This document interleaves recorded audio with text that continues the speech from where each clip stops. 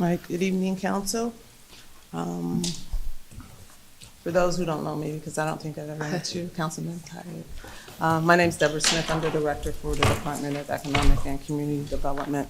Dave Dieter is the assistant director, and Veronica Fields, who's sitting out there, is the grant administrator. All right, so we can talk about home first. This is Home Investment Partnership, but I want to just let you know that everything that we're talking about today is proposed. We have not actually received our allocation from HUD because the federal budget has not been signed. So we don't know how much money we're getting. So we're just proposing certain numbers. And so for home, at least 5% of our budget has to be allocated to a CHODO. And a CHODO is a community housing development organization. And so in order to be a CHODO, you have to actually put in an application. You have to adhere to all of the requirements. There's a checklist for that. And so at least 15%, I said 5%, but actually it's 15% of our funding has to be designated for a CHODO set-aside activity. And so for CHODO set-aside activities, that could be rental assistance, it could be them doing a home buyer program, could be acquisition, rehab, demo, housing, first-time home buyer. Did I miss anything? I think that's it. That's it for the CHODO.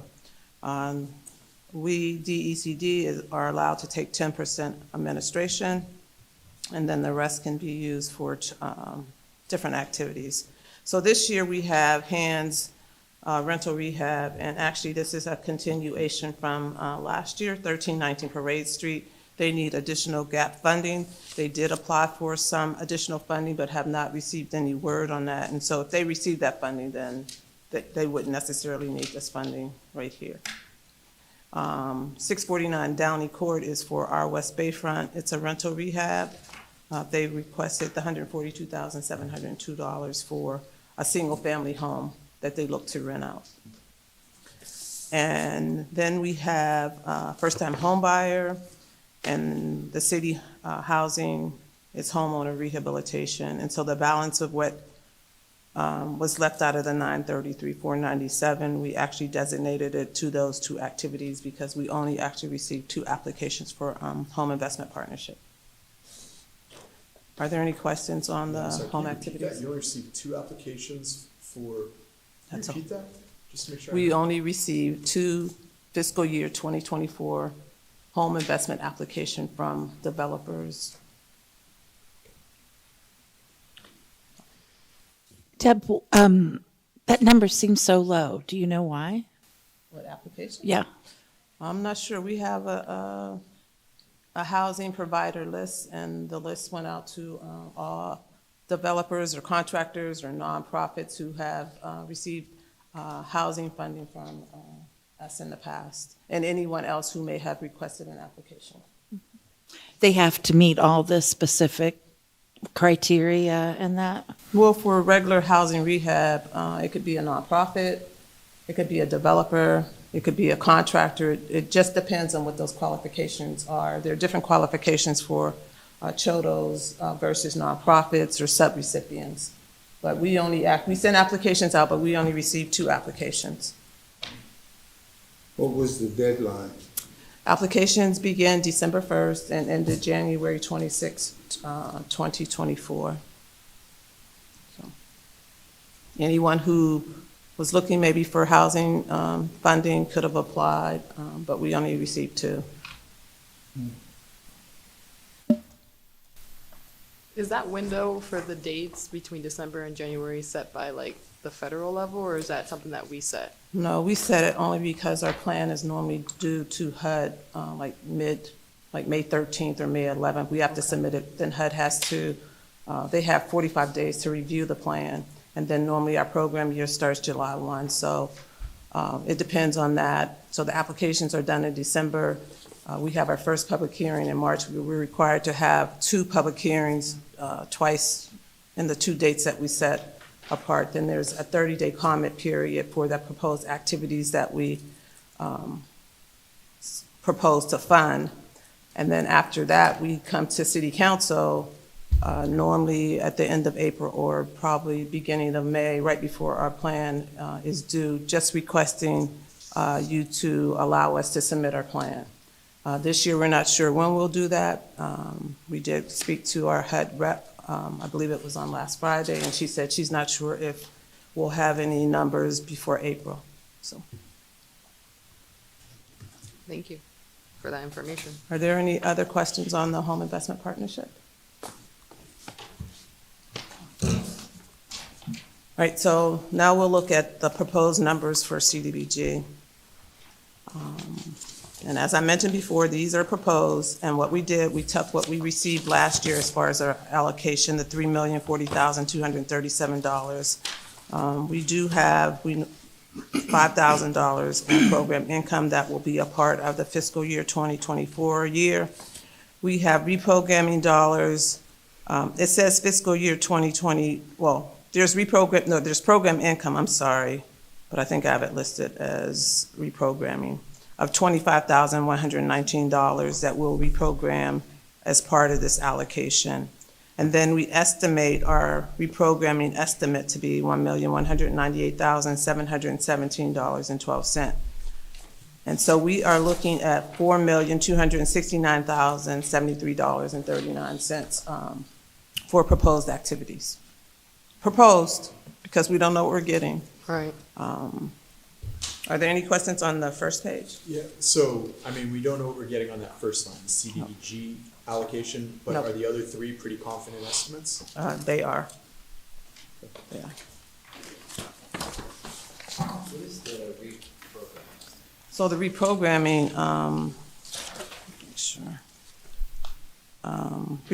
Estimate you're looking at? Yeah, just the, what The $1 million question. So the $1 million is from various program years because we actually use grant-based accounting. It is from programs that we may have funded that did not expend all of their dollars, or maybe the project was canceled. And so these are leftover dollars that we are allowed to use, but we have to actually keep them in the program year because now we do grant-based accounting.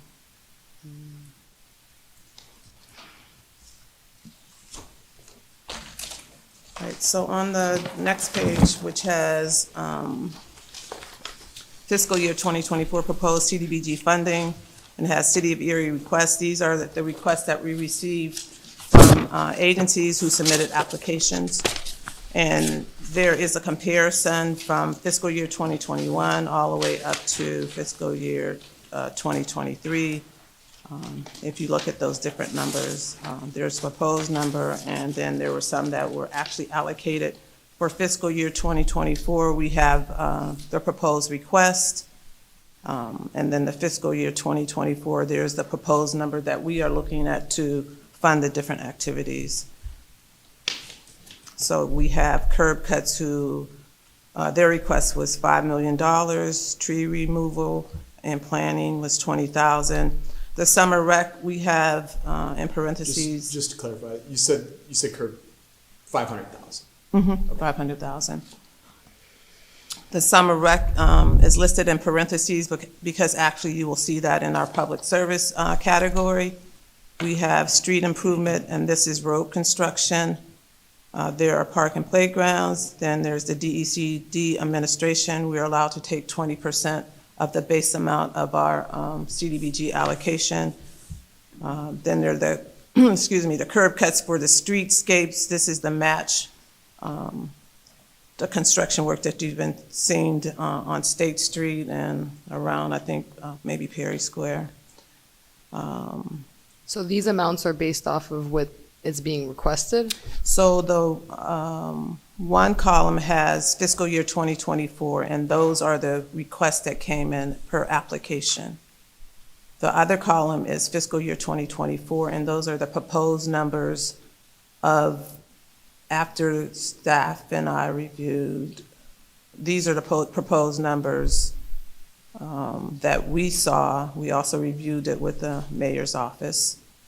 But these are proposed numbers that we look at as far as, these are the projects we look to fund, and these are the proposed amounts that we will grant to them I guess because of what the funds were originally intended for, the fact that we only put 25,000 into parks and recreation, I would hope that we would put more into the public community spaces. Okay, so as I mentioned before, if you look at the fiscal year 2024, they asked for $25,000. We gave them $25,000. When did we first start the curb cuts? When do, I remember last time we were after the city council, I think they started in 1990. it's been a while. I'm not exactly sure when the date was. There's a consent decree.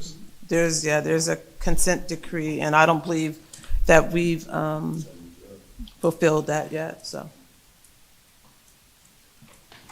Are there any questions on the first page? Just out of curiosity with the process of this, so the city of Erie requests, and then the city of Erie then responds, like, so does the city of Erie make the request and then your department counters? They do. Okay, Yeah, these would be requests primarily from Public Works Department yeah, for their activities. yeah. They gotta start like dropping off donuts and stuff, don't they? Could they ever request like money for a public restroom? No, we'd probably have to check to see if it's even an eligible expense per HUD regulation. Okay. Because I don't, like, curb cuts finally came to my neighborhood about 2 years ago, I think. Maybe 3 at the most, I can't remember. But And I don't understand how curb cuts goes with CDBG, though. well, for curb cuts, it's citywide. They can do those almost everywhere in the city of Erie because that's actually a special needs or that most of, I guess, people in the city of Erie, 51% of those people are, not special needs. They need to use, Limited clientele. I'm sorry. Limited clientele. And so we're allowed to do curb cuts pretty much in the whole city of Erie. Mhm. You go up to Glenwood, you can see curb cuts on corners, there's no sidewalks. Just saying. Well, Who's good? sidewalks would be a different part. Don't know what they do with it. Yeah, well, no, we know where our money goes, but there's other funding that goes towards curb cuts. So, Right. again, under that consent decree, to your point, the city public works was required to install curb cuts. And like you said, there's no sidewalks in existence, but the curb cuts have to be there because of the federal Just order. like this, for many people in northeast area that need to cover those cuts. We just don't. All right, so the next page actually has housing programs. And so this year, what we're proposing to do in our office is to have a homeowner housing rehabilitation and use CDBG funds. With CDBG funds, you do not have to bring the entire house up to code. And so what we're hoping is that we'll be able to assist people who may need a furnace, a new roof, different things, but nothing that would require the house everything being brought up to code. When would the applications be, out and Well, these available? funding, Because I know the our program deadlines year come and starts go. July 1. So July. So I guess a lot will depend on when the federal budget is signed July. and when our plan goes in, because HUD does get 45 days. And so I'm not sure how or what they're going to do if our plan if we're not allowed to submit our plan mid-May. Is the And application then- that we pass out to people, made up by us or by the state or? The- People say to me. The application is I actually, stopped on page 12 and threw it up, because they wanted copies of their employment, copies of their insurance, copies of this, copies well, of HUD actually has requirements when we're providing CDBG funding or home investment funding. That's what I'm saying, so that's something that we didn't make up or something. No, there's certain Afterwards. requirements, and so when You we have put to the comply. application together, The yep. application, make sure. So this is new, or was it Well, it's not proposed new. in The redevelopment authority used to actually provide administer this program, but they're not doing it anymore. And so we just felt that there is a need for that. And so we're looking to actually do it in our office. Oh, could you repeat that? So okay, so the redevelopment authority used to do this. Mhm. Yep. When did they stop? Well, did we get an application last year? I think this would be the second year. Okay, so they stopped and we're taking it over. Right, because we actually do the Home Investment Partnership Program, and so I just figured we could probably do CDBG as well. Do you need an assistant We're to? looking to actually hire a community development specialist, and so that person would assist with the housing.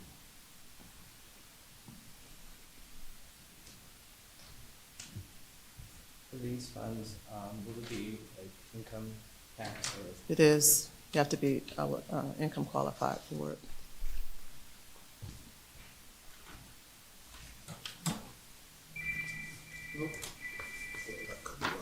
Are there any other questions on the housing rehab? All right, so the next page is actually our public service activity. And so these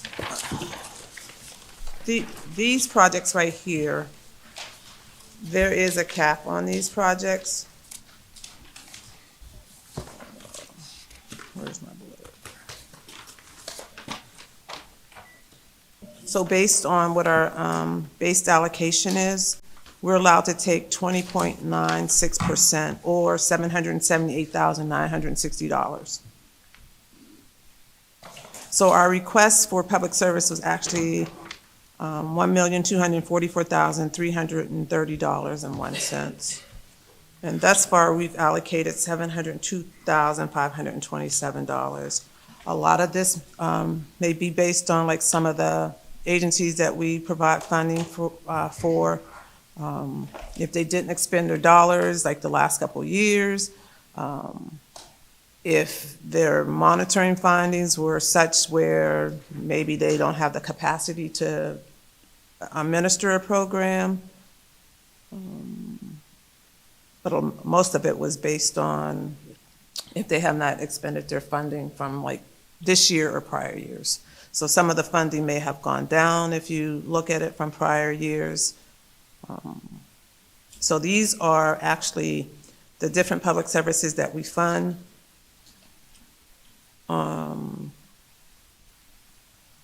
On a, I don't want to say on a regular basis, but you know, some of the applications have been coming in yearly.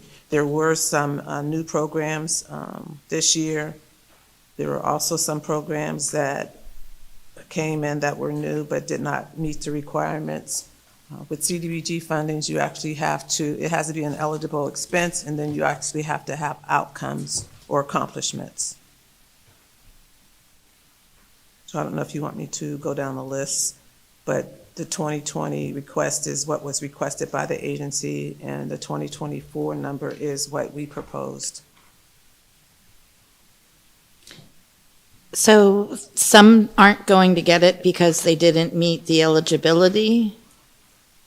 Okay, so if you look down, I think starting with Youth Leadership Institute, and we've actually funded that program previously. Last year, they didn't submit an application. This year, they submitted an application, but their application was different. And so their application this year is more so of a referral. So what they're looking to do is take students, and I guess if there are programs at different places in the city of Erie, they would transport those students. And so based on our requirements and our regulations, that's not eligible because all they're doing really is making referrals, taking the students maybe to where that program may be, and then maybe transporting them home. The program that they had before was a training program. It was a youth leadership program that I think maybe went on for 8 weeks or so, And 2 or 3 times a week. what happened with the Sisters in St. Joseph summer rec? All right, so the Sisters of St. Joseph, their summer program, after we reviewed it, what they're looking to do is give part-time jobs to to students to work in the community garden. And so there's no kind of curriculum of, I guess, any educational background or calendar or what they were doing. These students would just pretty much go to work. And so their flyer actually said, if you're interested in a part-time job, and so CDBG requires more than just a part-time job. It has to be something that's attached to it. And so we didn't feel as though if it was a good program, it wasn't eligible. We didn't see what the accomplishments would be for this program. So we were unable to fund it. And Serenity Resource and Recovery, what's up with that? Right, so it's it was pretty much, what do I want to say, maybe, They're a newer organization, right. and so they're not familiar with the application process requirements. And we did meet with the individual twice, I believe. Right. So she was just really kind of struggling to identify a program where the funds would be spent. So, you know, hopefully next year when she comes back, she'll be prepared and have a little bit more experience in Right. history. Right now, they don't have the capacity to do the program. Okay.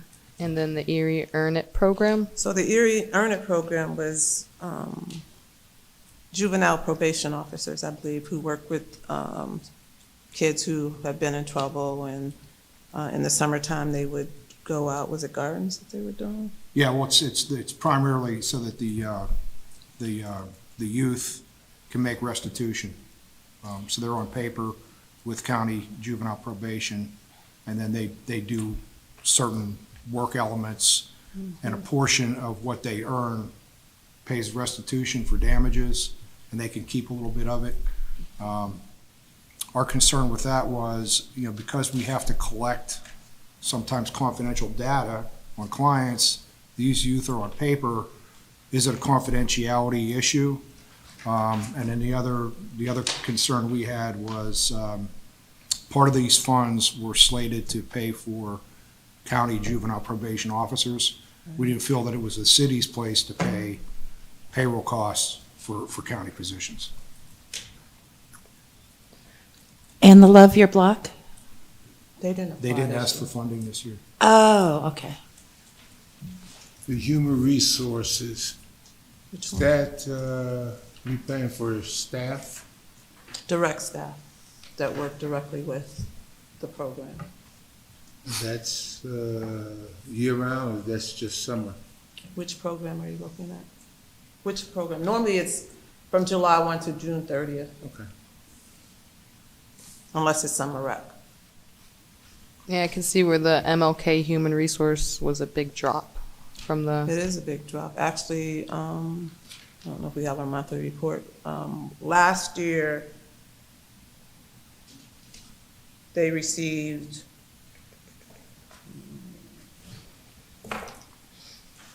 this year they received $56,772. And right, as of right now, we don't have an executed contract with them. We've been kind of going back and forth on exactly what, you know, they're gonna be doing. It's supposed to be an after-school program.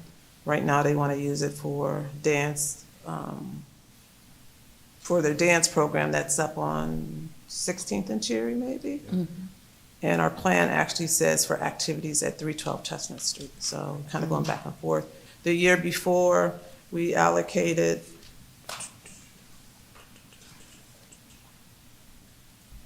I think it was $64,500, and I don't know if we have your month last year's, but I think they only, you didn't bring it? I think they only expended like half of that. So the complication is where the address of the dancing is? So it is, so I did ask for information as far as like, okay, so what classes are being held there? Which ones are being held at the 312 Chestnut Street? What are the dates and times? We still haven't gotten that information. But the budget wasn't supposed to be for just the dance instructors.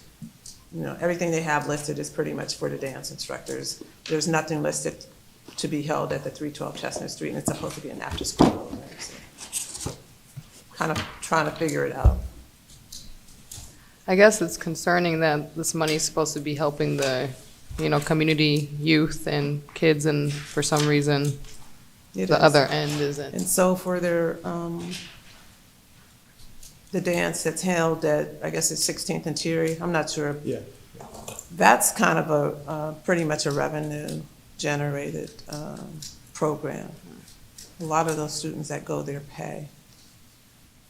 And so there was, And don't necessarily live in the target area, much less, some of them don't live in the city. So that's another kind of Concern. question mark. Yeah. and so if we paid for instructors that are there, they'd probably have to give us information on what kind of income is being generated as well. I mean, the studio that they have at 312 Chestnut Street is fine, but everything can't be held at the 16th and Cherry Street.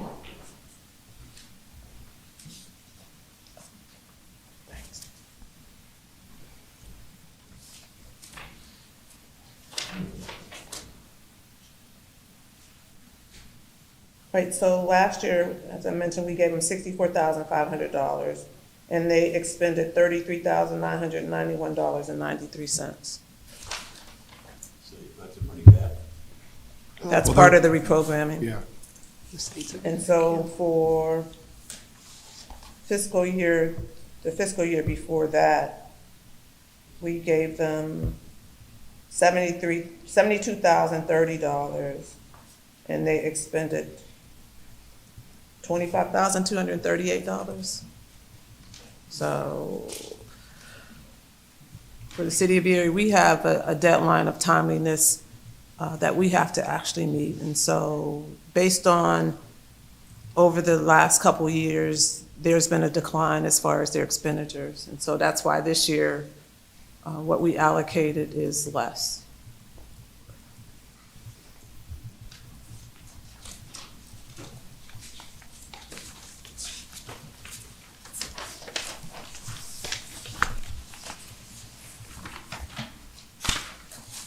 Are there questions on any of the other public service activities? I didn't understand it, the grant program, they only asked for 10,000. How could money go toward the parole officer? Is that what I heard? Yeah, that's what they said. They said some of the money would go. It's a summer rec program. I don't remember exactly how many weeks it was. But I think most of the money was for how much was each student getting? $60? Yes, my question is, was there enough money for them? That was- With the kids. Well, they were looking to fill a gap. I can't remember where they lost money from, but they came to us looking to fill that gap. So I would assume they have county money, but there was another source that didn't pan out. So are there other questions on the public service activities?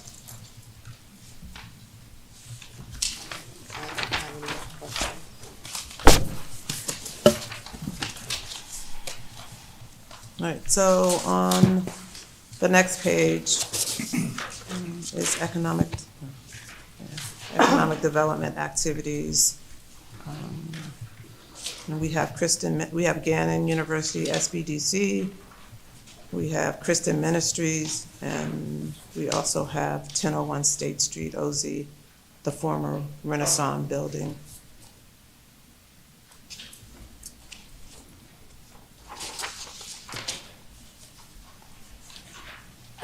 Can you explain a little bit about them?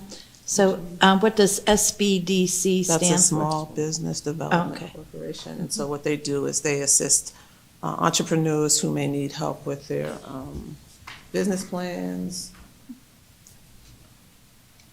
Pretty solid program. Yeah, business plan, marketing. Marketing, different things like that. Applying for funding, loans, things of that nature. With that, do they give the business folks that's trying to start a business or development, or they just use that or staff to teach and show? Well, they have staff that teach, but then they're supposed to assist them with doing their business plan or helping them to market their product. Then we have the Christian Ministries, who are now the Community Cornerstone Project. And they're a hub where they help entrepreneurs as well start businesses. I was thinking of another cornerstone. Now, that's located It's on Liberty, 10th and Liberty? 10th and Liberty, I believe. 1001 State Street, the OZ Operator LLC, the Renaissance Building. So they did put a request in. They're looking to do different renovations to that building. They're looking to have job development, jobs. I forgot how many jobs the city was going to do. $1 million. Yeah. Yeah, it's, my notes have a $48.5 million project expected to create 145 jobs. The nice thing is they're pretty much shovel ready. They're ready to go. They have most of their funding lined up. And this is another request to fill the gap. Why didn't the Savacchio opportunity, That was last year, and so we did give them money. We're actually, I think they're waiting for some federal money, and the budget's not signed, but that project was actually fiscal year 2023. We provided them with $260,000. Is that the same with CBC? The CVC is the crime victim, no. Nope, crime victim, actually, it's for roof renovations for Barb's daycare. And they're in our current fiscal year, and we're in the process of executing their loan document. So they're gonna get that, they'll get the 79,000 to fix it. They received that last year for the fiscal year that we're currently in, that ends June 30th. I guess I'm struggling to rationalize giving, or I guess not rational, understanding giving Gannon money, but then not giving like CVC, Not giving who? CVC, the Crime Victim Center. We gave Crime Victim Center, they're in our current year right They now. didn't They ask asked for money for Gotcha. roof Right. renovation. Comes down to who's applying and who's not applying, I'm trying to, unfortunately. someday I'll understand this chart. I promise. I'll get better at it. Takes a little bit. All right, so actually, those are all of the proposed projects that we have. The total comes to $4,269,073.39. And so, as I mentioned before, these numbers are proposed. More than likely will change based on what our allocation is. So is the CDBG funding, like for public service activities, the same pot that we use from, like the ones on this page? The ones in the page that you're looking at are public facilities, or, no, it's different. There's, Okay. yeah, it's different. This is like renovations and different things like that. Are there questions on the CDBG funding? I would love to have more information on the 1001 State Street plan. Maybe beyond what we get as a presentation here, but I mean, we're looking at them getting like 10 times as much as anyone else. So I'm kind of curious what kind of output we're getting with 10 times as much input. I mean, So you I mean- want to see their application? Yes, I'd like to see that if available. Do you want me to set up a Zoom call or something with them, and maybe you could get Let me more see the information? application first, and Okay. then All right, maybe. Sure. Yep. But $600,000. I mean, it's a huge investment. I'm not trying to turn away anyone. Right, no, and I mean. Want to encourage people to drop Right. in 50 million into our city, but Right. that's a lot of money going to one particular project for It someone is. that we've never worked with before. And Yeah. HUD promotes economic development too, and so with this project right here, they're looking to bring in jobs, and so the city needs jobs. Yeah, yeah, yeah, I'd love to see it. Okay, sure. The only question I had about that is they're talking about those apartments up at the top. We have I don't know what they're gonna penthouse. do for parking. They're attached to a parking garage. They're attached to a parking garage. Underground, right? No, it's Underground connection. There's a walkway between the two of them on the top of the parking garage there. It goes right into the Renaissance building. Okay. Yeah, $80 a month with parking authority. Could be good for our revenue there. It's quite a parking garage. So are there any other questions on CDBG? I'm sure I will have them. It takes me a second to digest. but I That's will fine. Email it. That's fine. Sometimes the same outfits are popping up in different programs. Is that because they can only be allocated a certain amount and you can't go over it? So for the public service, there is a set amount that we can't go over. On your one. Oh, no, no. We have a cap amount or percentage of our annual allocation for public service. But, so it's not like they're trying to circumvent something. They're HR, so you'll see human resources, you'll see summer rec. The human resource programs are programs that run year-round. The summer rec program are for youth, and they run from beginning of July till middle of August, and they're done.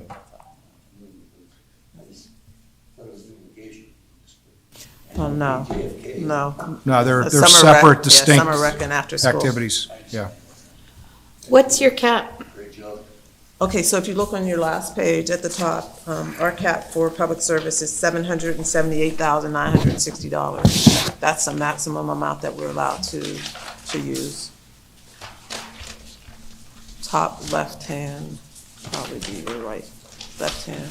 It's a little blurred there, the last page.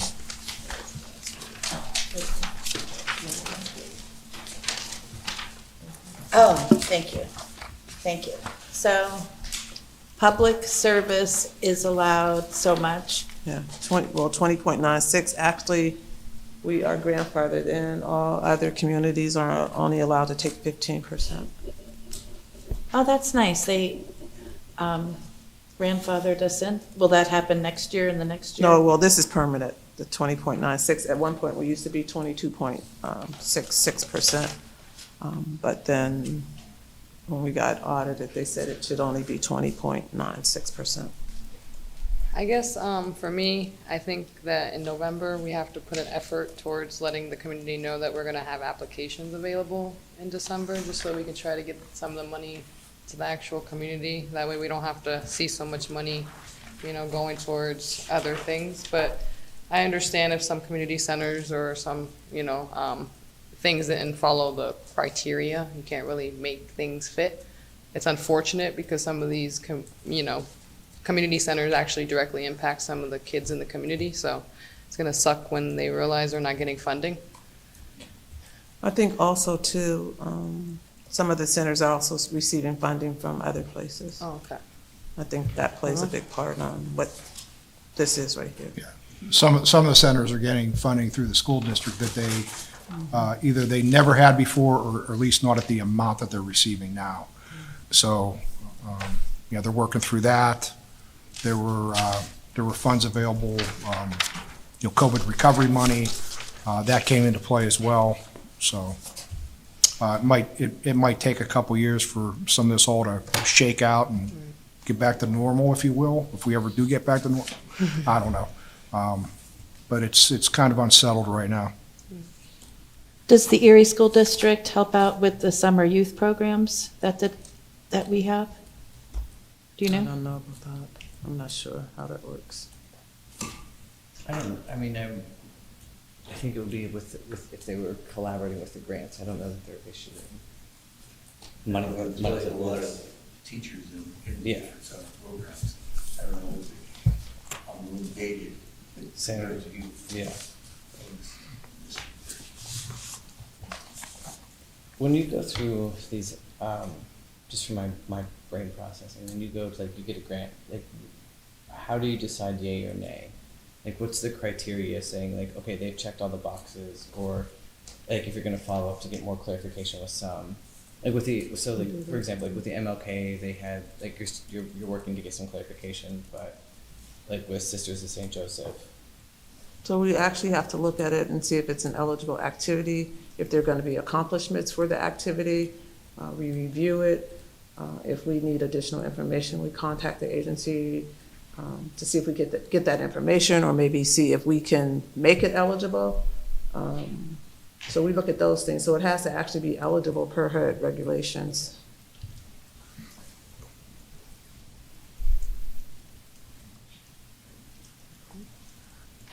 I don't have any other questions. Does anyone else on council have any other questions?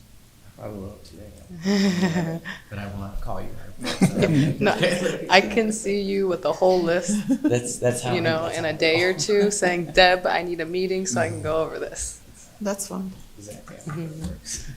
And that's So the for perk. Emergency Solutions Grant, that is actually based on the number of beds served per night per that year, and we wouldn't take the fiscal year we're in right now, fiscal year 2023, we'd use the numbers from fiscal year 2022. We take part of that allocation, 32.5%, I believe, and that is used for rapid rehousing, and that is for the homeless, where they can get up to 3 months of rent and security deposit. And St. Martin Center and GCAC normally oversee that program for us, administer it for us. Do we ever get like a record of how many success stories we help with? Do we like have any of that A type lot of that data? information's confidential, so, we put them in housing, but we don't track Is that. that, I mean, not necessarily, but like how many we've put in houses? Oh, yeah, definitely, Yes. definitely get Okay. that, yeah. Yeah, good. I think part of the concern, though, is we can't just put them in a house. We need like a wraparound support system on a monthly, at least, basis to assist them, because they can go falling through the cracks again. Well, hopefully that'll happen with the supportive housing committee that's working on that. And the city received home ARP money, $2.9 million. Also, I want to mention that's not on this list right here. So the city of Erie has teamed up with Community Foundation, UPMC. Renee, what's the name of the group? We call it supportive housing. Yeah, Erie Supportive Housing. Erie Supportive Housing Group. And so we have already committed $10,000 to the first plan. There's a continuation, so there will be a transfer coming down, requesting an additional $20,000. That will come out of our admin dollars, but it's not on this list. Hypothetically, because I have a lot of questions with Kathy's public restrooms. As we move into the future, would that be a public safety issue, that we get some funds for the public? We could look into that. We could look Yeah, into that's, that. that's definitely a possibility. Yeah. My concern about that is kind of like split down the middle, because we don't know it's a necessity, Mm-hmm, right? It's don't know how we're gonna pay for it, right, and more so how to secure it. right. We can have that, somebody there around the clock. Well, Or you yeah. walk in at night, and that's not any good, because it's Right. defeats the purpose. Those are things we have to work on. At least we know we have another funding source, right? That. And so hopefully on May 1st, I believe, that's one of your city council meetings, we will be submitting a resolution to submit our plan to HUD if we've received our allocation. If not, it'll probably be later. And once we know what our allocation is, and if we change any of the numbers, we'll definitely get you a copy of it. And if you'd like to meet again, we can do that. Sounds like a plan. Okay. Updates are always appreciated. That way, whenever anything surprising is on the agenda, we're not shocked.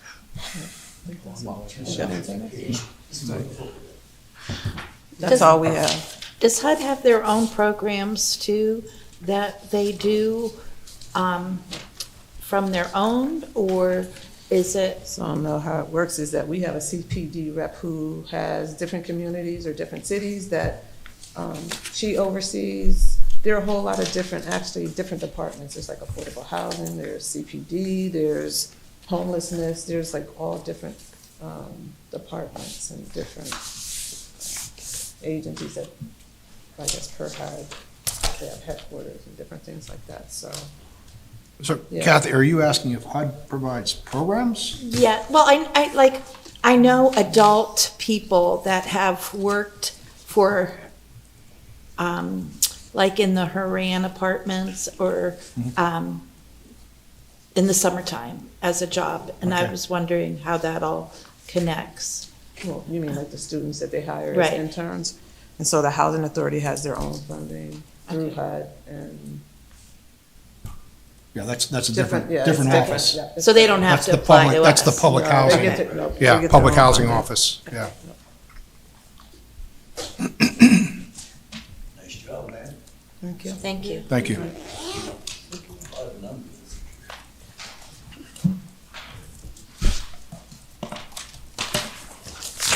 Well, I appreciate everyone's time. We all had a good meeting, and, oh, you have a question? No, I was just gonna say thank you.